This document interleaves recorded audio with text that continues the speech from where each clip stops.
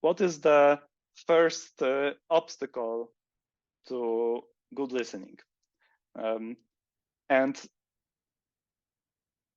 the number one obstacle is thinking that you already have the answers up front.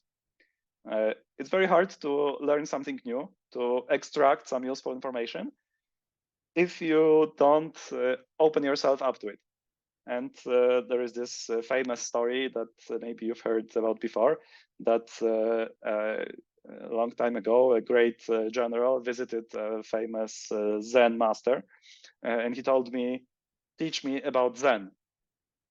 And the Zen master said, "Yes, I will happily teach you about Zen. Please join me for a cup of tea." And as he was pouring the tea, he kept pouring, pouring, pouring. And even when the cup was full, he kept pouring some more.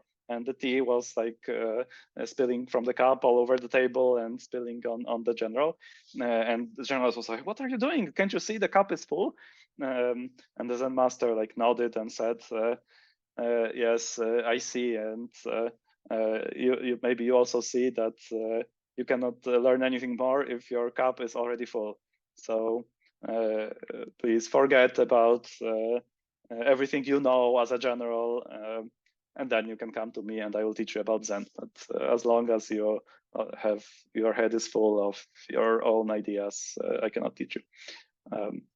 So that's the mindset that we want to have if we talk to people with the intention to understand them, that we want to at least temporarily empty our thoughts of our intentions, our mental models, and just create space to learn something new, to extract new information. And then later, that doesn't mean that we have to get rid of our thoughts, but just for the time being, it doesn't help us gain new information. So that's how one problem that can come from it is that when we come with our preconceptions, like we can distort the situation in quite a different way. And as you can see, like especially if it's a difficult situation, if there is some kind of conflict involved, it's very easy to fall into like very like too much certainty that yeah, we are the heroes, our things are great, and those opponents, they are brutish invaders, they are primitive, superstitious, and evil, and we have to like defeat them. But of course, from their side, maybe it looks completely the opposite. So that's the first thing that we want to do, is to like go from contempt to curiosity. And this is also a title of a great book that I love and I highly recommend. But the idea is most important. That contempt is doesn't have to like it doesn't even have to be super like hatred, but it includes like prejudging, that you already know like what this other person is all about, and you don't need to learn anything more. And we want to like stop this attitude and instead develop a little bit of curiosity. Okay, maybe I have my opinions, but maybe there is something I could learn about. Like, be curious. Like, is there anything interesting in this position? Okay, maybe they are barbarians, maybe they are evil, but how did they become so, for example? Or is there anything in their position that I could agree with? Like, we want to develop this curiosity. And this mindset is actually the most important thing, regardless of what techniques you use. If you don't have this mindset of curiosity, they will not work. And if you do, then basically any method that you try, and if you are at least a little bit open to improving over time, you will find better methods. So that's the most fundamental thing, to have this mindset of curiosity. And one example, does that make sense to you? Yes, sure.